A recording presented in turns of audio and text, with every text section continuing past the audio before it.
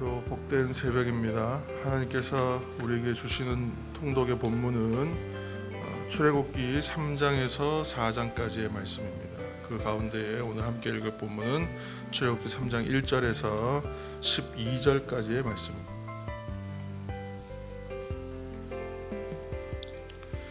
출애굽기 3장 1절에서 12절까지의 말씀 우리가 함께 합독하여 읽겠습니다. 3장 1절. 모세가 그의 장인 미디아 제사장 이드로의 양떼를 치더니 그 떼를 광야 서쪽으로 인도하여 하나님의 산 호렙에 이르매 여호와의 사자가 떨기나무 가운데로부터 나오는 불꽃 안에서 그에게 나타나시니라. 그가 보니 떨기나무에 불이 붙었으나 그 떨기나무가 사라지지 아니하는지라. 이에 모세가 이르되 내가 돌이켜 가서 이 큰 광경을 보리라. 떨기나무가 어찌하여 타지 아니하는고 하니 그때에 여호와께서 그가 보려고 돌이켜 오는 것을 보신지라. 하나님이 떨기나무 가운데서 그를 불러 이르시되 모세야 모세야 하시매 그가 이르되 내가 여기 있나이다. 하나님이 이르시되 이리로 가까이 오지 말라. 내가 선 곳은 거룩한 땅이니 내 발에서 신을 벗으라. 또 이르시되 나는 내 조상의 하나님이니 아브라함의 하나님 이삭의 하나님 야곱의 하나님이니라. 모세가 하나님 배웠기를 두려워하여 얼굴을 가리매 여호와께서 이르시되 내가 애굽에 있는 내 백성의 고통을 분명히 보고 그들이 그들의 감독자로 말미암아 부르짖음을 듣고 그 근심을 알고 내가 내려가서 그들을 애굽인의 손에서 건져내고 그들을 그 땅에서 인도하여 아름답고 광대한 땅 젖과 꿀이 흐르는 땅 곧 가나안 족속 헷 족속 아모리 족속 브리스 족속 히위 족속 여부스 족속의 지방에 데려가려 하노라. 이제 가라. 이스라엘 자손의 부르짖음이 내게 달하고 애굽 사람이 그들을 괴롭히는 학대도 내가 보았으니 이제 내가 너를 바로에게 보내어 너에게 내 백성 이스라엘 자손을 애굽에서 인도하여 내게 하리라. 모세가 하나님께 아뢰되 내가 누구이기에 바로에게 가며 이스라엘 자손을 애굽에서 인도하여 내리이까. 하나님이 이르시되 내가 반드시 너와 함께 있으리라. 내가 그 백성을 애굽에서 인도하여 낸 후에 너희가 이 산에서 하나님을 섬기리니 이것이 내가 너를 보낸 증거니라. 아멘.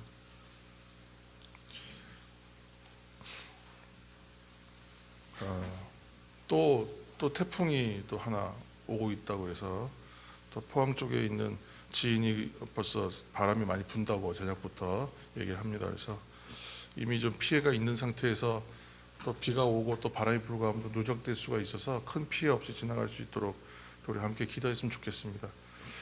제가 성경을 함께 이제 읽어가면서 우리 성도님들한테 잘 쓰는 표현이 한 가지 있구나 좀 깨닫게 됐어요. 뭐냐 하면 제가 이제 원래 가장 뭐뭐하다 이렇게 하는 건 최상급이잖아요.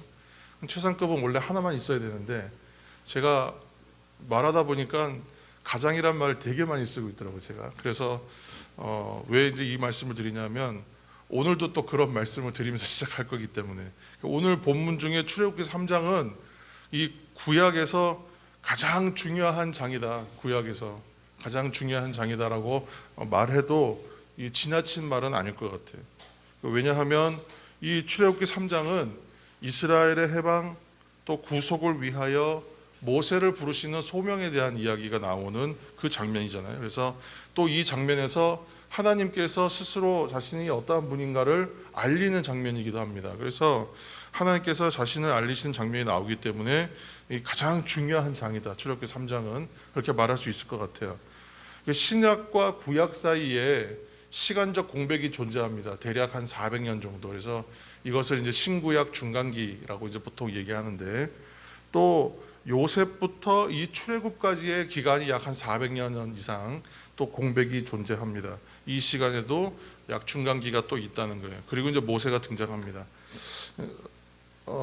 모세가 오늘 이제 부름을 받는 장면을 보면서 그런 생각이 들더라고요. 그래서 나는 어떠한 부르심을 내가 받았던가, 하나님 나를 오늘은 또 어떻게 나를 부르시고 계신가. 이 부르심은 한 번 나를 부르신 거로 끝이 아니라 매 순간마다 하나님께서 우리를 부르시거든요.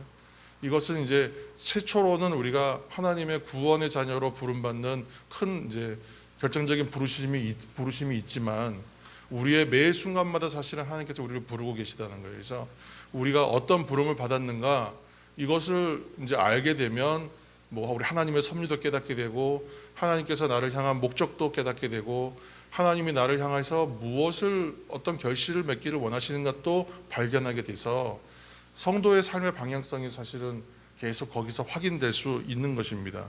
그래서 한번 그런 오늘 그 스스로에 대하여 이제 질문했으면 좋겠어요. 나는 어떠한 부르심을 받았는가? 또 언제 그런 부르심을 받아서 내가 살아가고 있는가? 이런 한번 물음을 하시고 또 거기에 답해 보시는 시간 가지시기를 바랍니다. 모세는 나이가 80세가 돼서야 하나님의 부르심을 받습니다. 굉장히 늦은 것 같아요. 모세의 삶을 40년 단위로 나누면 세 개의 시기로 나눠지잖아요. 첫 번째 40년은 애굽 공주의 어떤 그 아들로서 살아가는 애굽에서의 궁중 생활. 그래서 자신의 힘과 능력을 철저하게 과신하고 자랑하던 그러한 시기입니다. 확신하던 시기겠죠. 내 힘으로 할 수 있다. 내게 주어진 능력으로 할 수 있다라고 확신하던 시기. 두 번째 40년은 미디안 광야로 도망쳐서 그 살았던 삶의 시기입니다. 그래서 철저히 어떻게 보면 아무것도 아니다. 내가 정말 아무것도 아니다. 내가 할 수 있는 것이 없구나라고 그 아무것도 아니다라는 존재를 깨닫는 시기였던 것 같아요. 그리고 이제 부르심을 받고 이제 살아갈 마지막 40년은 하나님의 부르심을 받아서 모든 것이 되시는 하나님을 알고 또 하나님 손에 붙들려서 사는 그러한 인생의 시기가 이 마지막 40년인 것 같아요. 그래서 성도 여러분, 일명 우리가 그 성경 읽어가면서 작년에 이제 읽어가면서 계속 발견한 게 지금까지 예언자나 어떤 사사나 이런 특별한 사람들을 하나님께서 부르실 때에 그 소명장이 있잖아요. 근데 거기서는 좀 공통점이 있습니다. 우리가 쭉 얘기했던 것처럼 먼저 하나님께서 부르십니다. 오늘도 모세를 부르시죠. 부르시면서 동시에 사명을 주세요. 그러니까 소명과 사명은 동시성이에요. 그런데 그러면 대부분 부르심 받고 어떤 사명 받은 사람은 거기에 대해서 아멘하고 나가느냐? 대부분 그렇지가 않고 할 수 없다 거절하고. 그러면 하나님께서 다시 또 약속을 확증시켜 주시면서 오늘 이제 뭐 이렇게 증거를 주시는 것처럼 그렇게 하나님께서 약속을 또 주세요. 그래서 확신할 수 있도록 이적이나 증거나 특별한 것들을 보여주셔서 표징을 보여주셔서 그렇게 확신토록 하시는 그런 부르심의 장면들을 우리가 바라보게 됩니다. 일종의 부르시고 거절하고 설득하시는 그 구조 안에 있어요. 오늘 모세도 동일하게 그래요. 우리 3장 11절 말씀 한 절 읽겠습니다. 3장 11절 출애굽기 3장 11절입니다. 모세가 하나님께 아뢰되 내가 누구이기에 바로에게 가며 이스라엘 자손을 애굽에서 인도하여 내리까? 아멘. 거절하는 것이죠. 내가 할 수 없다고. 그래서 처음에 이 40년 시기에 만약에 불렀다면 달랐을 것이다. 우리가 처음에 읽을 때도 그 말씀을 한번 나눴습니다만 처음에 40년 시기가 아니라 지금은 두 번째 40년 시기잖아요. 전적으로 내가 아무것도 아닙니다를 깨달았던 시간이에요. 그 시간 후에 이제 모세가 하나님의 부르심에 대하여 똑같은 얘기를 하는 거예요. 저는 지금까지 이렇게 살았고 저는 이러한 사람이라는 걸 깨닫고 있는데 제가 무엇을 할 수 있겠습니까? 이것은 어떻게 보면 너무 당연한 대답이었을 것 같아요. 그러나 하나님께서 설득하세요. 4장 1절 말씀도 함께 읽겠습니다. 4장 1절 출애굽기 4장 1절 모세가 대답하여 이르되 그러나 그들이 나를 믿지 아니하며 내 말을 듣지 아니하고 이르기를 여호와께서 네게 나타나지 아니하셨다 하리이다. 아멘. 너무나 무능하고 너무나 보잘것없다 그렇게 자기 자존감이 다 떨어져 있는 상태에 있을 때에 하나님이 내게 나타나셨다라고 얘기하면 내 말을 누가 믿어주겠습니까? 너무나 인간적인 대답인 것이에요. 아직은 하나님의 부르심에 대하여 자기가 확신하지 못하는 부분, 그리고 하나님께서 나에게 주신 것에 대하여 사명에 대해서 분명히 깨닫지 못하는 부분이 존재하고 있는 것이죠. 그렇게 해서 모세가 또 거절합니다. 그러나 중요한 것은 뭐냐면 하나님께서의 택하심에 있어서는 실수가 없다는 거예요. 하나님께서 부르시는 장면에서는 후회가 없다는 거예요. 그리고 하나님께서 택하신 것에 대해서는 포기하지 아니하신다는 거예요. 이게 성도의 삶이 어떻게 해야 되는가, 어떻게 해야 되는가에 대하여 보여주는 장면이에요. 하나님의 성품을 닮아가는 하나님의 사람들이 그렇다는 거예요. 포기가 없고요, 후회가 없어야 되고요, 그런 부분들에 대하여 우리가 동일하게 이제 가야 되는 부분이기도 합니다. 그러니까 하나님께서 또 설득하세요. 그래서 오늘도 마찬가지, 우리들을 택하셔서 하나님의 자녀로, 성도로 교회 되게 하시는 것도 사실은 동일한 어떠한 성질과 동일한 성격인 것 같습니다. 그래서 우리를 사랑으로 택하시고 구원의 길로 인도하셨기 때문에 그 부르심과 그 선택하심에는 후회나 포기나 어떤 그런 것이 없다는 거예요. 그래서 모세를 설득하세요. 어떻게 설득하고 격려하시냐면 이제 세 가지 이적을 보여주십니다. 4장 2절 말씀입니다. 4장 2절, 여호와께서 그에게 이르시되 내 손에 있는 것이 무엇이냐? 그가 이르되 지팡이니이다. 아멘.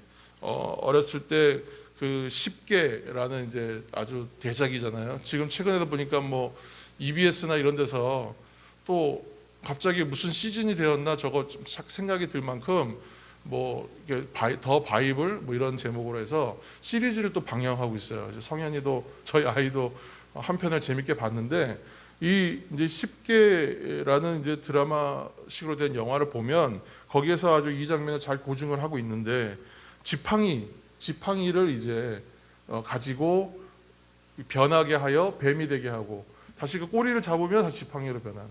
그러니까 지금 보면 이제 그 영화적 효과가 다 보입니다만 옛날에 어렸을 때 봤을 때는 너무 신기했거든요. 그래서 이 뇌리 아주 굉장히 강하게 박혀 있는데 그 이적들을 통하여 설득하고 격려하세요. 첫 번째는 지팡이가 뱀으로 변하고 다시 지팡이가 되는 것. 두 번째는 뭐였죠? 손을 이제 품에 넣으라 하셔서 손에 나병이 발하는 것. 그리고 다시 뺐다가 다시 집어넣으면 회복되는. 세 번째는 나일 강물을 조금 떠다가 땅에 이렇게 뿌리면 그것이 피가 될 것이다. 그렇게 세 가지 이적을 보여주세요. 자, 모세가 어떻게 하는지 또 보여야겠습니다. 4장 10절 말씀입니다. 4장 10절, 세 가지 이적을 보인 후에 모세가 여호와께 아뢰되 오 주여, 나는 본래 말을 잘 하지 못하는 자니이다. 주께서 주의 종에게 명령하신 후에도 역시 그러하니 나는 입이 뻣뻣하고 혀가 둔한 자니이다. 아멘. 또 거절하는. 읽어가면서 그랬을 것 같아, 또는 그럴 수 있어, 충분히 그랬을 거야라고 이제 동의하는 부분이 있습니다. 그러나 잘 생각해 보면 우리가 성도로서 살아가는 우리의 삶의 자리에서도 이러한 모습은 과연 없었는가 한번 생각해 보게 됩니다. 또 거절합니다. 이번에는 핑계가 뭐냐면 말이 내가 둔합니다. 내가 잘 못합니다. 그래서 4장 12절에 보시면 내가 너에게 말을 가르치겠다 이렇게 말씀하세요. 내가 네가 할 말을 다 알려주마. 거의 이런 수준으로 이제 알려주시는 거예요. 앞에 꼭 그 방송에서 앞에 프롬프트에다가 화면에다가 글자 띄워서 내가 할 말들을 다 멘트를 다 주겠다고 하시는 것처럼 말을 가르치시겠다. 그렇게 해도 거절합니다. 그래서 결국은 하나님께서 택하시는 방법은 뭐예요? 그의 형제 아론을 붙이는 거예요. 아론은 말을 잘하는 사람인 걸 내가 안다. 그리고 너와 아론의 두 사람을 다 내가 말에 입술에 함께 있겠다. 이렇게 이제 말씀하시는 것입니다. 하나님께서 우리에게 원하시는 바는 뭐냐면, 우리는 이렇게 생각해요. 하나님께서 말씀하시고 거기에 대하여 순종하기를 원하신다 이렇게 생각해요. 그래서 예전에 많은 우리 목사님들이 저희 어렸을 때 가르칠 때는 하나님 말씀, 목사님 말씀에도 마찬가지예요. 어른들 말씀하시면 그냥 무조건 순종하라 그랬단 말이에요. 근데 이제 사실은 그 안에 이제 감추어져 있고 그 안에 담겨진 진짜 의미는 뭐냐면, 하나님께서 우리에게 주시는 건 뭐냐면 확신하는 믿음을 가지라고 말씀하시는 거예요. 확신하는 믿음. 하나님이 어떠한 분인지를 알고 우리가 자녀로, 성도로, 사명자로, 소명자로서 하나님이 어떠한 분이신가를 알고 그 부르심이 나를 향하여 구체적으로 무엇인지를 깨달아. 그것이 나에게 주신 사명이고 소명이구나 확신하는 거예요. 그리고 하나님께서 날 부르셨으니 이것은 확실하다, 그렇게 살겠다 결단하는, 그것이 순종입니다. 그래서 순종이라는 말로 우리가 듣고 그냥 따라가면 되는 것으로 단순하게 생각하지만 그 안에는 사실은 확신하는 믿음 갖기를 원하신다. 그래서 하나님께서 지금 인격적으로 계속 설득하세요.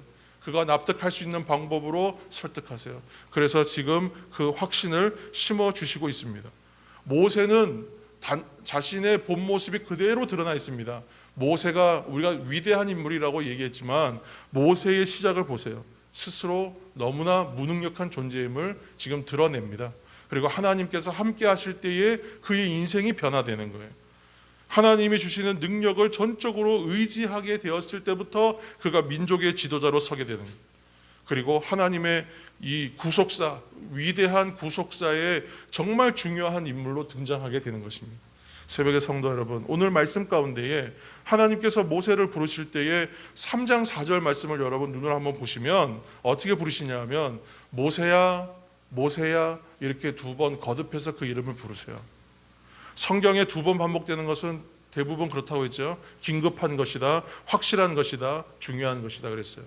오늘 애굽의 왕족으로 있었던 그 호기롭던 시절을 다 뒤로 하고 도망자로 광야에서 40년간의 정말 낙심한 세월을 살고 있었던 80세의 노인이 된 모세를 향하여 하나님께서 이 좌절한 인생을 향하여 하나님이 찾아오세요. 그리고 모세야 모세야 2번 부르세요. 그건 긴급하게 부르세요. 소명과 사명의 자리에 부르실 때에는 하나님은 늘 긴급하고 확실하게 우리를 부르신다는 것을 깨달으시기를 예수님의 이름으로 축복합니다. 소명과 사명의 자리에 오늘 모세가 서 있는 것처럼 오늘 성도들 된 우리들, 자녀된 우리들이 서 있는 이 자리도 하나님께서 부르시는 소명과 사명의 자리에 우리가 있는 것입니다. 다만 하나 걱정했던 것은, 우리가 살펴야 할 것은 한 가지가 있어요. 이곳은 거룩한 것이니 가까이 오지 말라, 내 발에 신을 벗으라 라고 말씀하신 그 말씀이에요. 나에게 있어서 내가 벗어야 할 신이 무엇인가, 그것은 우리는 항상 찾아야 될 문제입니다. 하나님에 대하여, 믿음에 대하여 확신하는 자리로 나아가는 사람은 내 발에 묻어있는 것이 무엇인지를 살필 줄도 알아야 한다는 것입니다. 그래서 나중에 베드로와 예수님이 만나는 장면에서 발을 씻기시는 장면에서 우리는 발견하잖아요. 발만 씻으면 된다고 얘기하세요. 우리가 주목해야 할 것이 무엇인가를 또 한번 생각하게 됩니다. 오늘도 함께 이 시간 이 말씀을 생각하시면서 우리가 기도하며 나아가겠습니다. 확신하는 믿음이 없어서 내가 혹시 미루고 있는 일은 없는가? 내가 혹시 거절하고 있는 일은 없는가? 나에게 벗어야 할 신이 무엇인가 점검하시면서 나는 할 수 없지만 전적으로 하나님을 의지할 때에 우리가 주일 말씀처럼 2 렙돈을 온전히 내어놓는 가난한 과부와 같은 순전한 믿음을 우리에게 주셔서 하나님의 뜻을 이루어내는 교회와 성도 되게 하여 주옵소서. 이 새벽 우리가 함께 그렇게 기도하면서 우리의 삶의 자리로 나아가겠습니다.